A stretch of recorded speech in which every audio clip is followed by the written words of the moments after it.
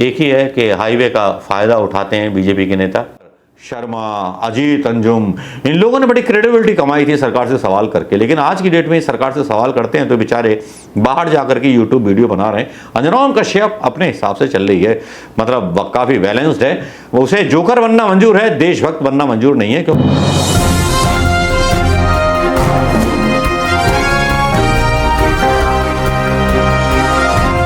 दोस्तों नमस्कार, मैं मनोज कुमार शर्मा आजाद हिंद आवाज न्यूज के लिए आपके बीच में एक बार फिर। दोस्तों, क्या आपको लगता नहीं है कि हम जो हैं विदूषकों के बीच रह रहे हैं? विदूषक मतलब मस्खरे, मतलब जोकर, मतलब क्लाउन जिनको बोला जाता है। हमें जो खबरें दिखाई जाती हैं वो इस तरह की मस्खरी खबरें होती हैं जिसमें एक तरफा खबरें बताई जाती हैं। देश के लोगों के दिमाग में बस एक ही देवता की छवि भरी जाती है, जिस देवता का नाम है प्रधानमंत्री नरेंद्र मोदी। जी हाँ, उसके 100 अवगुण हो या उसके नेताओं के 100 अवगुण हो, वो भी क्षमा कर दिए जाते हैं। उन पर सवाल पूछना गुनाह है। अगर सवाल पूछोगे तो आपकी जुबान कतर दी जाएगी, या आपका चैनल बंद कर दिया जाएगा, या आप पत्रकार हो तो आपको जेल में ठूंस दिया जाएगा नक्सलवादी कह करके या गद्दार बता करके। ऐसा तो पहले कभी नहीं हुआ। जी हां, ऐसा कभी नहीं हुआ कि जब कभी 2014 में जिस सरकार को कमजोर सरकार कहा जाता था, उस कमजोर सरकार के लोकतंत्र में प्रधानमंत्री मोदी जाकर के 26/11 के जो हमला था, जिसे कसाब था मौजूद, वहां पर जाकर के प्रेस कॉन्फ्रेंस कर सकते थे। इनको कोई गद्दार नहीं बोल सकता था। लेकिन पहलगाम में मारे गए 29 लोगों के चार हत्यारों का अभी तक पता नहीं है, लेकिन प्रधानमंत्री मोदी जी के खून में गरम सिंदूर बह रहा है। चलिए, गरम सिंदूर बहे या देश प्रेम बहे, लोकतंत्र बहे या व्यापारी खून बहे, ये तो मतलब प्रधानमंत्री जी का डीएनए है। बार बार रंग बदलता है, ऐसा रंग बदलता है कि जैसा पब्लिक चाहती है। पब्लिक भी चाहती थी कोई डायलॉग बाजी करने वाला प्रधानमंत्री मिले, क्योंकि मनमोहन सिंह तो बोलते ही नहीं थे और राजीव गांधी भी थोड़ा कम बोलते थे, इंदिरा गांधी भी कम बोलती थी तो मतलब बड़ी संतुलित भाषा में भाषण दिया करती थी।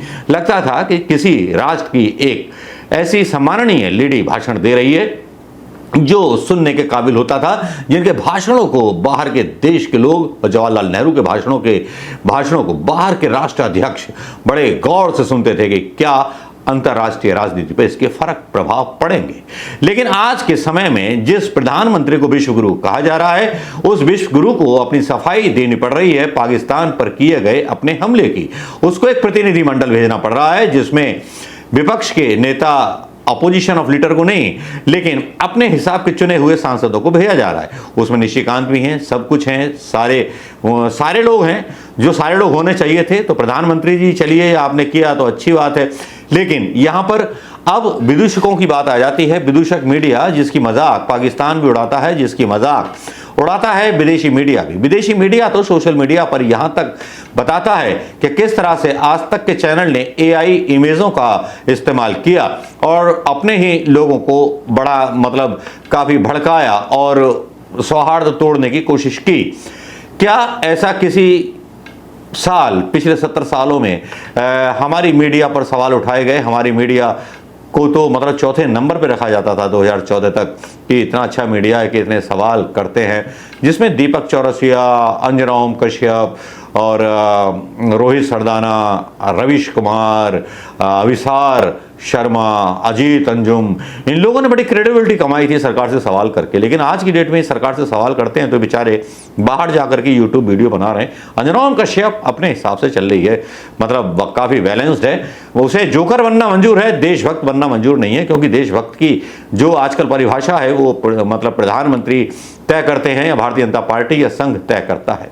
हालांकि संघ और भाजपा के बीच भी खटपट चल रही है, लेकिन यहाँ एक सबसे बड़ा मूल प्रश्न जो खड़ा हो जाता है वो ये हो जाता है कि भैया हमारे देश की नीतियों को ट्रंप क्यों तय कर रहे हैं? और ट्रंप क्या हमारे नए आका हैं या नए फूफा हैं भक्तों के, या नए मालिक हैं प्रधानमंत्री मोदी जी के, जो इतने बयान दे रहे हैं? 6 बार वो बोल चुके हैं कि मेरे कहने पर सीज फायर हुआ, मैंने डरा दिया सबको, देखो मेरी इतनी ताकत है।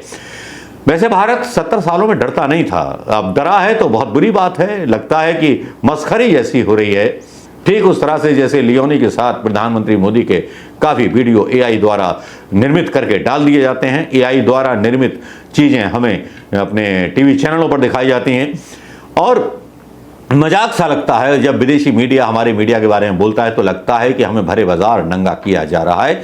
लेकिन भक्तों को तो शर्म नहीं आती। भक्त और बीजेपी के लोग नहीं पूछते सवाल के साथ ट्रंप हमारा आका क्यों बना हुआ है। ट्रंप क्यों बोल रहा है कि एप्पल यहां फोन ना बनाए, क्योंकि एप्पल यहां फोन बना रहा है तो उसको लेबर कॉस्ट कम पड़ रही है और अमेरिका से ज्यादा मुनाफा कमा रहा है। तो ट्रंप बोल रहा है कि अमेरिका में बनाओ और इंडिया में महंगे दामों पर बेचो।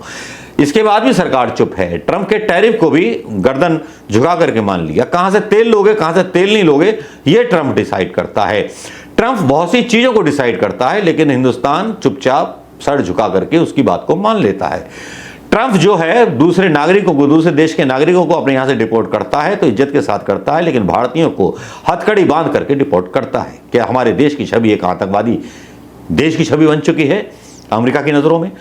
अमेरिका पाकिस्तान के साथ खड़ा हुआ नजर आता है। अमेरिका बोलता है कि पाकिस्तान और हिंदुस्तान ग्रेट कंट्री हैं, दोनों के नेता ग्रेट हैं। बड़े ही फूले ना समाये हों बीजेपी के समर्थक, लेकिन हमारे प्रधानमंत्री की बराबरी एक ऐसे टुच्चे व्यक्ति के साथ की जाती है जिसने सत्ता को मिलिट्री के सहारे कमाया है पाकिस्तान। वही पाकिस्तान अब आंखें दिखाने लगा है। वही पाकिस्तान अपने एयर स्पेस में हमारे हिंदुस्तानी जहाज को जब इमरजेंसी लैंडिंग की जरूरत होती तो मना कर, आलोचना होती है, भर्त्सना होती है। क्या हिंदुस्तान इतना कमजोर हो गया? हमने तो सुना था कि विश्वगुरु हैं भारत के प्रधानमंत्री, ट्रंप भी उनका कहना मानते हैं, लेकिन यहां तो उल्टा देखने को मिल रहा है कि ट्रंप का कहना हमारे प्रधानमंत्री मानते हैं। लेकिन यहां बात की जाए अगर राहुल गांधी की, तो राहुल गांधी जो है विपक्ष के नेता हैं, उनके खिलाफ वारंट जारी कर दिए जाते हैं। राहुल गांधी के खिलाफ वारंट इसलिए जारी किए जाते हैं डिफेमेशन केस के, और डिफेमेशन केस के अलावा राहुल गांधी सब कुछ झेलते हुए जाते हैं कश्मीर पहलगाम के लोगों का दर्द बांटने। अपनी यात्रा स्थगित करने के बाद लोगों से मिलते हैं, जुलते हैं, पूछते हैं सारी चीज। राहुल गांधी के बारे में फ्लैश स्टोरीज चलती हैं। Fresh trouble for Rahul Gandhi, non available warrant issued in defamation case. Rahul Gandhi meets ailing ex Jammu and Kashmir governor Satyapal Malik, आजकल बीमार हैं, उनसे मिलते हैं। गोलाबारी से टूटे घर, नम आंखें और दर्द, पूंछ की जमीनी हकीकत देख बच्चों से बोले राहुल डरो मत, हम तुम्हारे साथ हैं। ये राहुल गांधी है, विपक्ष के नेता, जो उन घावों पर मरहम रखने गए हैं हिंदुस्तानियत का, जिसकी जरूरत पूंछ में उन लोगों को है जिनको बार बार ये बोला जाता है कि यहां आतंकवादी पलते हैं। वहां आतंकवादी पलते हैं, इसका कड़ा जवाब देते हुए कश्मीरी युवक पर्यटकों की रक्षा करते हुए मारा जाता है, लेकिन मीडिया उसको इतना नहीं चलाता है। Rahul Gandhi visit Jammu and Kashmir, Poonch meets families affected by Pakistani shelling. Rahul Gandhi वहां एक तरफ करते हैं, अभी चुनाव प्रचार में नहीं गए, लेकिन प्रधानमंत्री चुनाव प्रचार में जाकर के सिंदूर अपने खून में घोल लेते हैं और बताने लगते हैं हिंदुस्तानियों को कि मेरे सिंदूर में कितना खून है। लेकिन यहां बात यहीं तक नहीं रुक जाती। बात आती है कि एक लीडर ऑफ अपोजिशन के नेता के खिलाफ वारंट निकल जाता है, valuable warrant defamation case. Court reject Gandhi plea seeking exemption from personal appearance. Case was filed by BJP leader Pratap Katiyar in 2018, relates to alleged objection remarks against Amit Shah. यहां पर झारखंड में ये मुकदमा उनके खिलाफ हुआ था। Congress MP Rahul Gandhi in defamation case ordering him to appear in a person. 26 जून को उन्हें वहां हाजिर होना। इस तरह की चीज चलती रहती है और सबसे ज्यादा केस एक दिन में लगे हैं तो उन्हें नेहा राठौर पर लगे हैं उत्तर प्रदेश से। 400 मुकदमे लगाए गए हैं नेहा राठौर पर। भैया सवाल हमारी औकात तो नहीं है सवाल पूछने की, हम तो खबर नवीस हैं, हम तो खबर पढ़ करके सुनाते हैं। लोग जो सोशल मीडिया पर बोलते हैं हम वो बताते हैं प्रधानमंत्री मोदी जी को, उनके समर्थकों को। लेकिन शर्म आती है भक्तों, शर्म आती है। देशभक्ति के नाम पर जिस आदमी को आप सपोर्ट कर रहे हैं उसने आपके साथ क्या किया है? क्या समझ में आता है या गोबर भरा है आपके दिमाग? गाय का गोबर भरा है तो अच्छी बात है, क्योंकि आपके 7 जन्म आगे तक के सुधर जाएंगे और आप खुश रहेंगे। लेकिन ट्रंप के दबाव में सरकार का गोलमाल जवाब देना, जयशंकर प्रसाद का विदेशी मीडिया पर आकर के गोलमाल जवाब देना, बस एक ही है कि हाईवे का फायदा उठाते हैं बीजेपी के नेता, लेकिन कैमरे में भी कैद हो जाते हैं और सारा मतलब कवाड़ा हो जाता है। लेकिन प्रधानमंत्री जी का सिंदूर पुकार रहा है चुनाव में, लेकिन ये सिंदूर तब नहीं पुकारा जब पहलगाम की विधवाएं अपने सिंदूर का हिसाब मांग रही थीं। वो हिसाब अब भी बाकी है। वो 4 हत्यारे आज भी बाहर हैं। उनके इंसाफ के नाम पर गोदी मीडिया विपक्ष के लोगों को गद्दार बोल रहा है, देशद्रोही बोल रहा है, लेकिन ट्रंप और उन देशों को जिन्होंने भारत के साथ ताल में ताल नहीं मिलाई, उनके खिलाफ एक शब्द भी नहीं बोल रहा। क्या ये शर्मनाक नहीं है? सवाल छोड़े जाता हूँ, कमेंट छोड़े जाता हूँ, वो आप कीजिएगा।